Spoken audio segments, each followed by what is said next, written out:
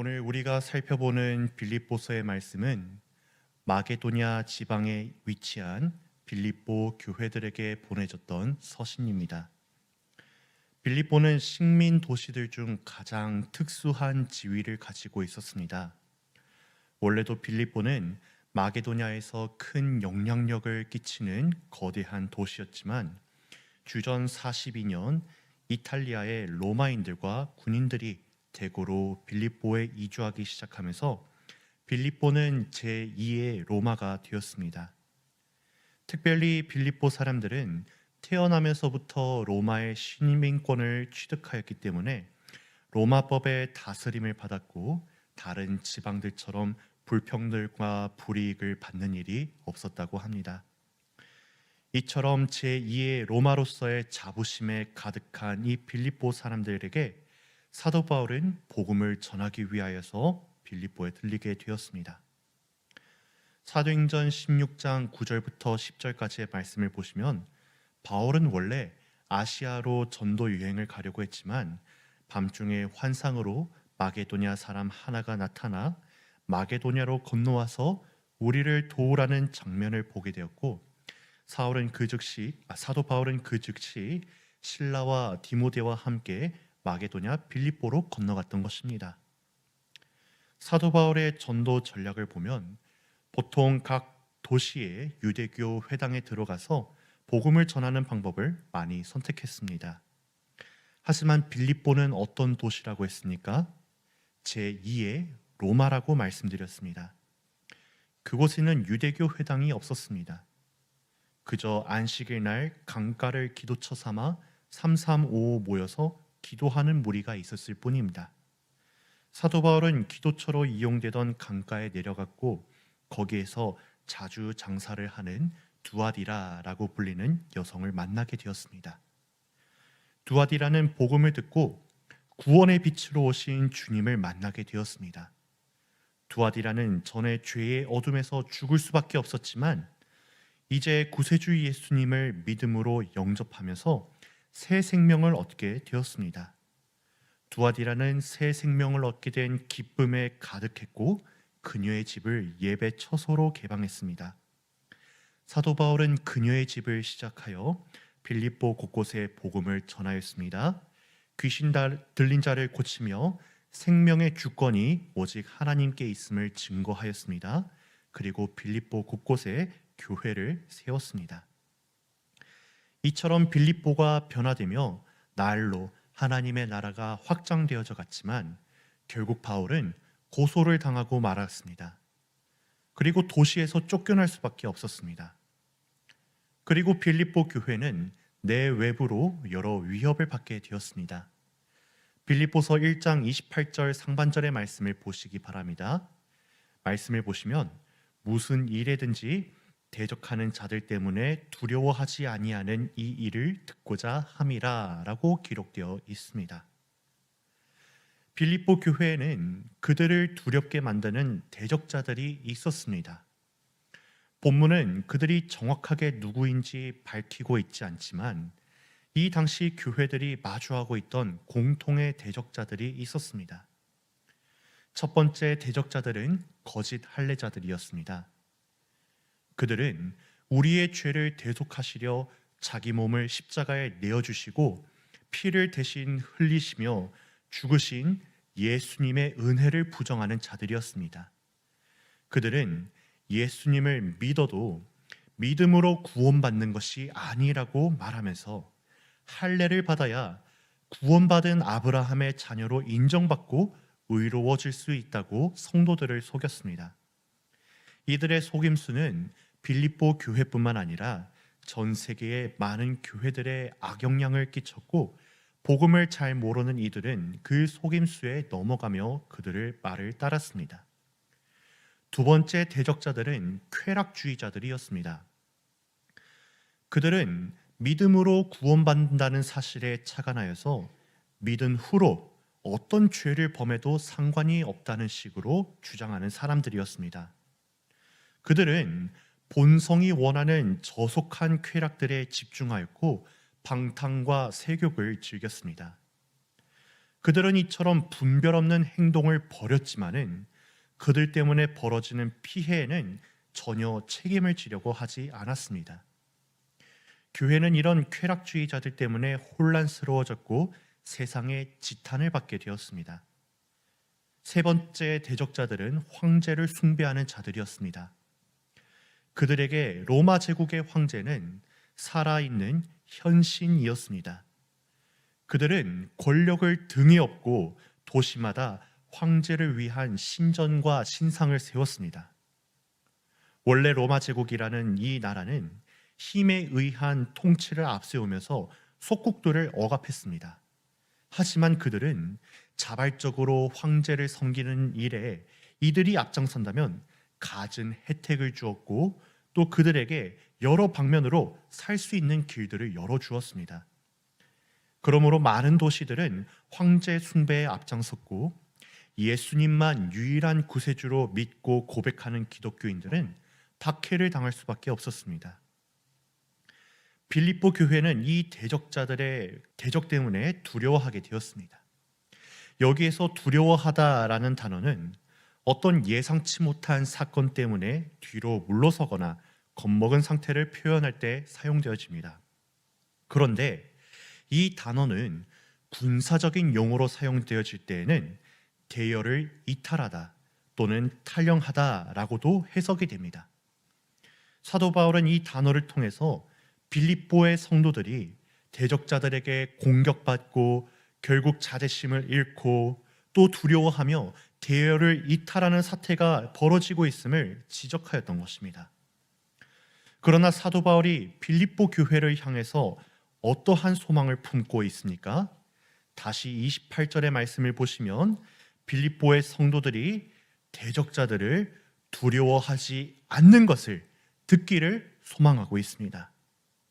그 소망이 하나님께로부터 나서 빌립보 성도들에게는 구원의 증거가 되고 대적자들에게는 멸망의 증거가 되기를 바랬습니다. 즉 빌립보 교회가 하나님의 도우심을 바라고 하나님의 도우심 가운데 더 담대한 믿음을 가지고 이 문제와 마주 싸우고 이겨내기를 바랬던 것입니다. 그런데 여러분, 바울의 방식은 어딘가 이상하게 보이지 않습니까? 절망에 빠진 이들에게는 무엇이 필요합니까? 위로가 필요합니다. 두려워 떠는 이들에게 무엇이 필요합니까? 힘이 필요합니다. 분열이 있는 곳에는 무엇이 필요합니까? 화목해 하는 중재가 이루어져야 합니다.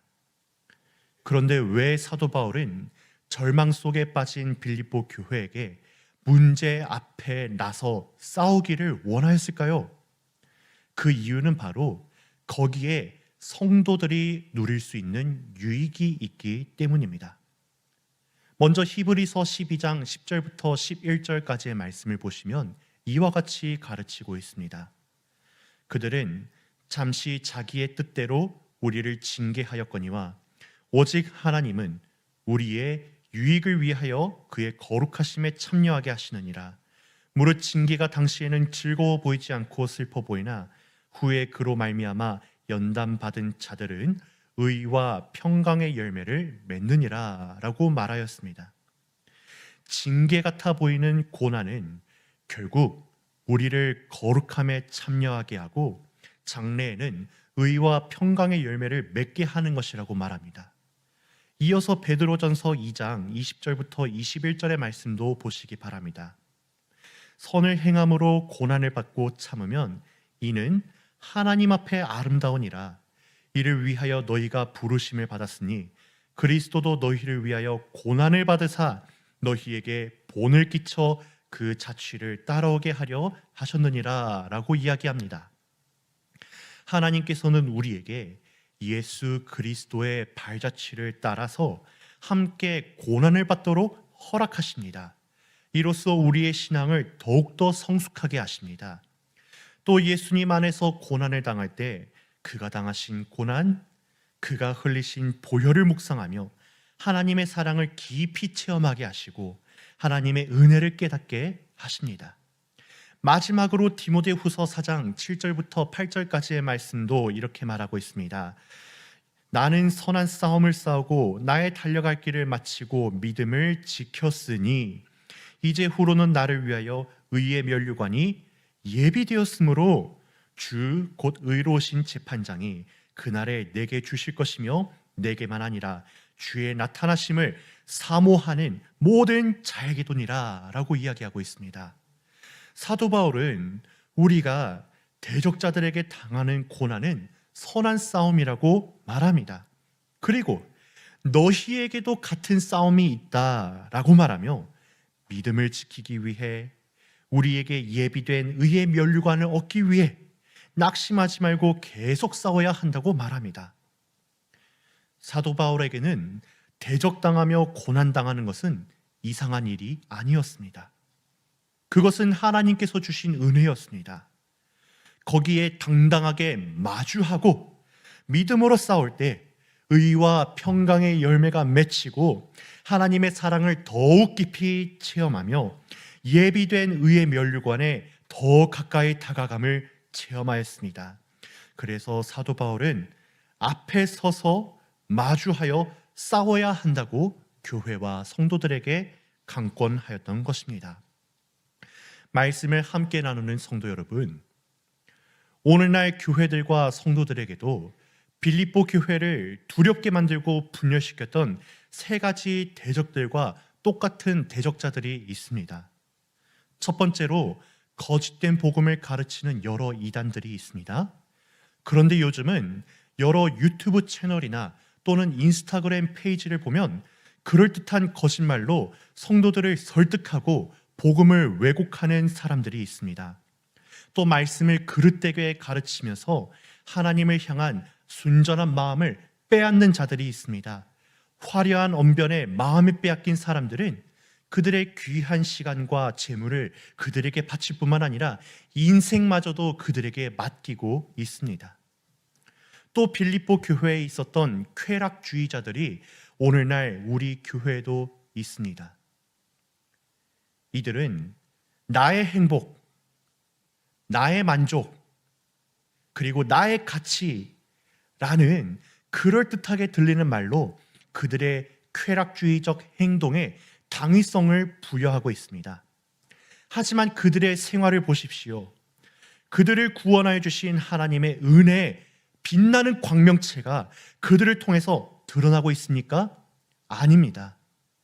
그들은 여전히 세상 사람들과 함께 거룩하지 못한 일상을 즐길 뿐입니다. 타락한 관습과 타락한 언어 생활을 쫓습니다. 그들은 그들의 자녀들에게도 하나님이 그들에게 주신 보화와 같은 복음으로 기뻐하게 하기보다 꿈과 장래라는 그럴듯한 말로 그들의 욕망과 쾌락을 우선으로 여기며 살게 하고 있습니다. 마지막으로 황제 숭배라는 권력을 등에 업고 빌립보 교회와 성도들을 분열시켰던 대적자들처럼 오늘날에도 세속 권력과 경제력과 인기를 등에 업고 그들의 뜻에 휘둘리며 교회와 성도를 분열시키는 대적자들이 있습니다. 오늘날 교회와 성도들은 이 대적자들 때문에 복음이 와전되고 있고 믿는 믿음이 흔들리고 있습니다. 서로 다투고 있습니다. 분열되고 있습니다. 환멸을 느끼며 떠나는 이들이 있습니다. 고통 중에서 교회에 나오지 못하는 이들도 있습니다. 구세주 예수님의 사랑의 빛이 점차 희미해져가는 사람들도 있습니다. 우리는 오늘날 교회와 성도들이 마주하고 있는 이 사태를 바라보며 그런 문제들에게서 또 그런 대적자들에게서 도망쳐야 할까요? 아닙니다. 우리는 그들과 마주하며 담대히 맞서 싸워야 합니다.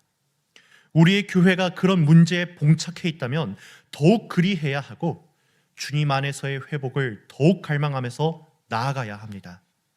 그 싸움의 시작은 어디에서부터 이루어질까요? 그 회복은 무엇에서부터 이루어질까요?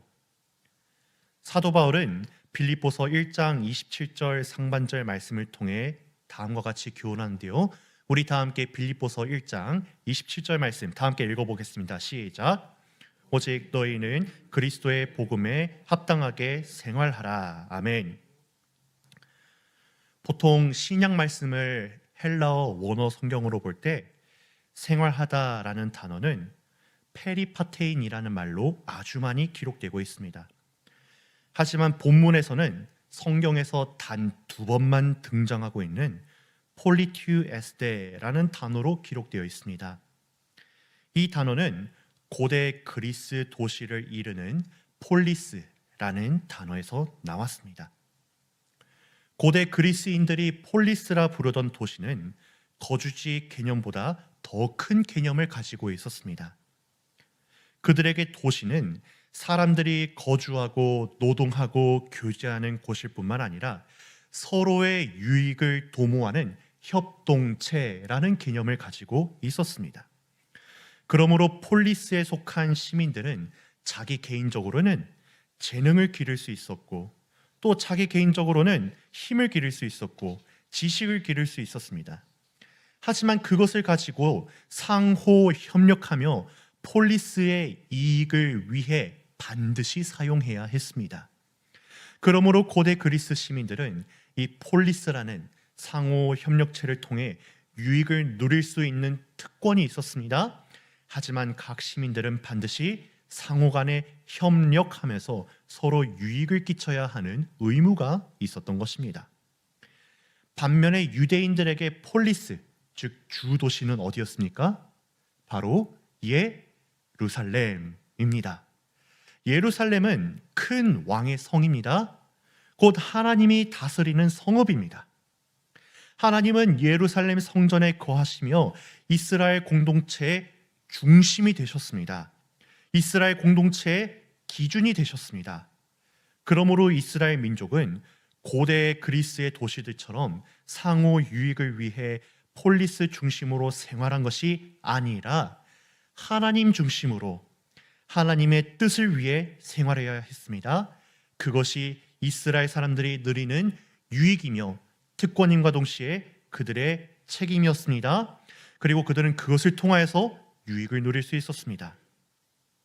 사도 바울은 의도적으로 폴리튜에스테 생활하다라는 잘 쓰이지 않는 단어를 사용하면서 이 두 도시의 개념을 적절히 결합시켰습니다.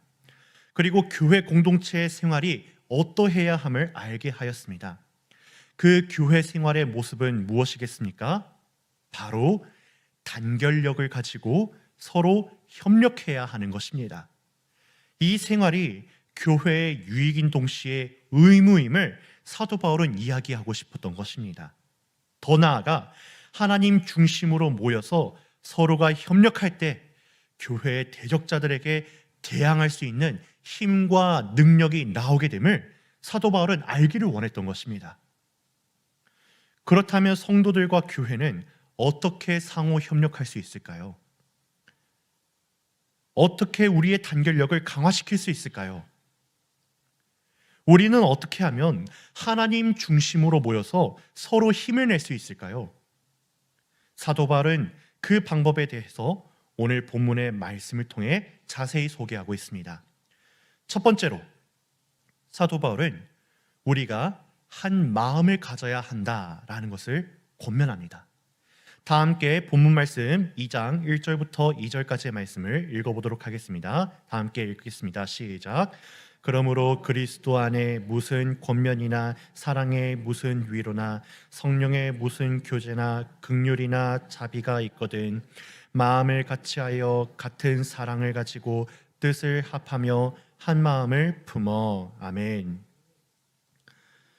사도 바울은 우리에게 마음을 같이 가지라고 명령으로 강조하지 않습니다. 왜냐하면 교회에 모인 모든 성도들은 개개인이 가진 성격과 인격 그리고 특성들이 다 다르기 때문입니다.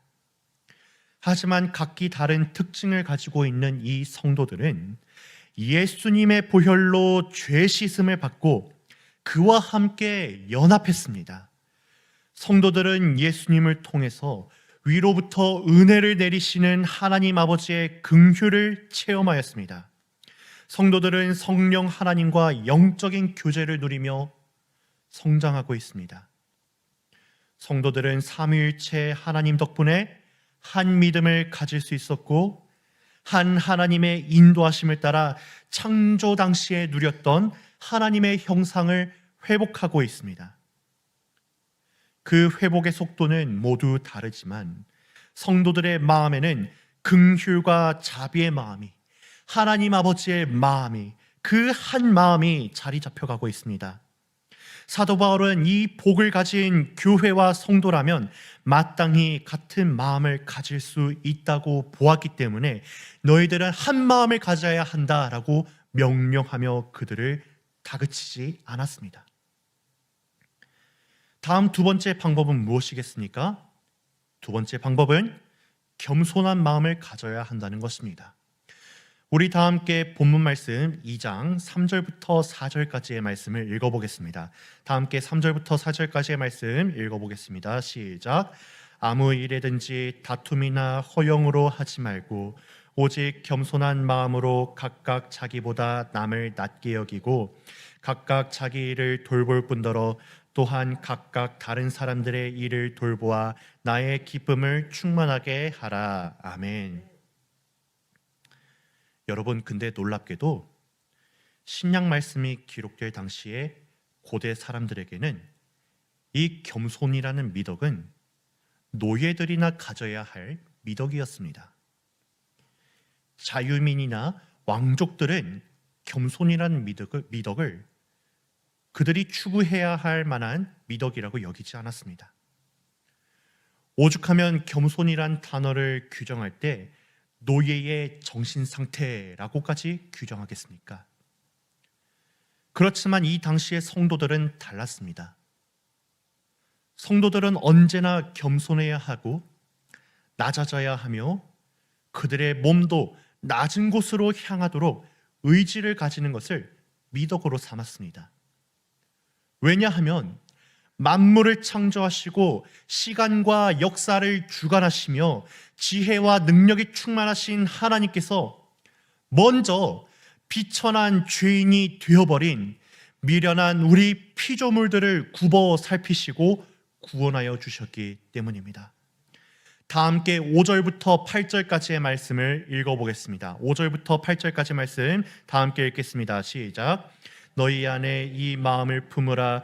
곧 그리스도 예수의 마음이니 그는 근본 하나님의 본체시나 하나님과 동등됨을 취할 것으로 여기지 아니하시고 오히려 자기를 비워 종의 형체를 가지사 사람들과 같이 되셨고 사람의 모양으로 나타나사 자기를 낮추시고 죽기까지 복종하셨으니 곧 십자가에 죽으심이라. 아멘. 예수님은 하나님이십니다. 그리고 예수님은 왕이신 하나님의 아들로서 왕이신 하나님과 동등하신 분이십니다.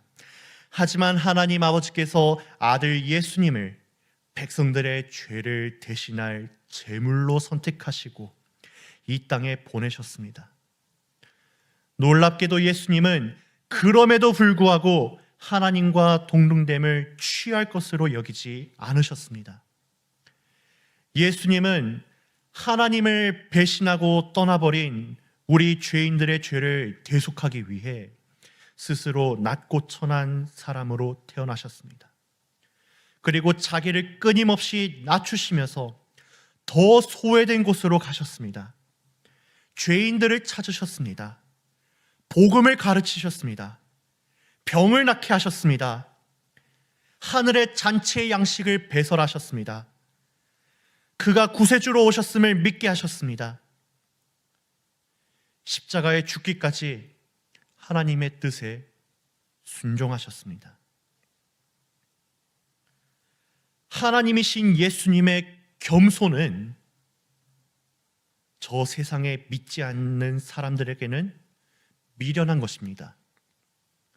하지만 성령 하나님께서는 죄로 인해 죽어야만 했던 우리 죄인들에게 그의 겸손이 위로부터 임한 하나님의 은혜인 것을 깨닫게 하셨고 그것을 믿게 하셨습니다. 그 겸손과 은혜에 감화받게 하시고 그것을 우리 인생의 최고의 가치로 여기며 본을 따르게 하셨습니다. 갈라디아서 6장의 말씀은 이처럼 우리가 예수님께서 보여주신 본을 따라 서로 짐을 지고 그리스도의 법을 성취할 때 낙심당하는 일이 있겠지만은 결코 성령을 통해 얻게 되는 영생의 소망은 잃지 않을 것이라고 약속하셨습니다.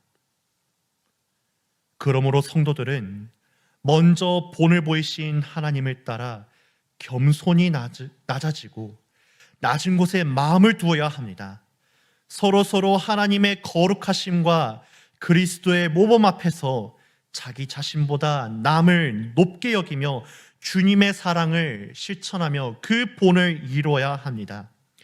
이렇게 주님의 겸손이 살아있는 교회에 단결력이 일어나고 교회 내외의 대적들을 물리치는 믿음의 무기가 일어나게 되고 이로 인해 우리 모두가 저 대적들에 의하여서 뒤로 물러남이 없어지고 넘어짐이 없어지고 두려움이 사라지게 될 것입니다.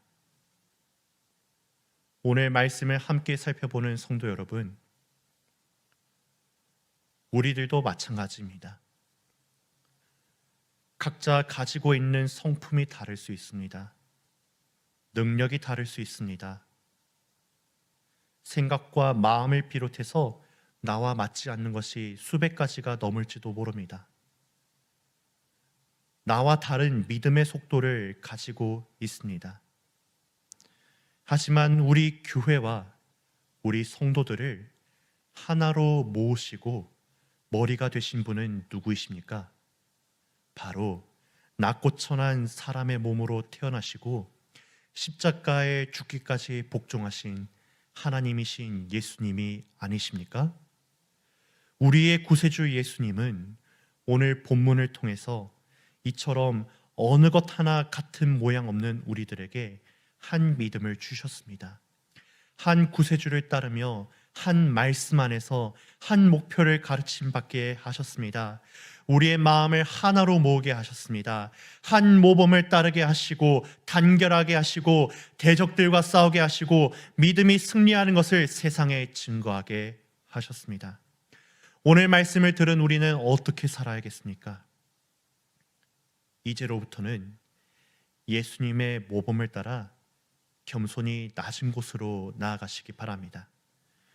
서로 한 믿음을 가지고 있음을 확인하시기 바랍니다. 그리고 서로 연합하시기 바랍니다. 그리고 교회를 무너뜨리고 각 성도들에게 두려움을 심어주는 대적들과 마주하시고 그들과 싸우시기 바랍니다. 이때 여러분이 승리하는 것이 아니라 여러분을 하나 되게 하시고 여러분들에게 한 믿음을 주시고 여러분들에게 믿음의 승리의 소망을 쟁취하신 하나님께서 승리를 맛보게 하실 것입니다. 오늘 말씀을 기억하시며 하나님께서 하나 되게 하신 그 가르침을 따라 서로 하나로 연합하고 단결하여서 교회와 성도들을 대적하는 대적자들에게서 승리를 얻는 믿음의 용사들 다 되시기 바랍니다.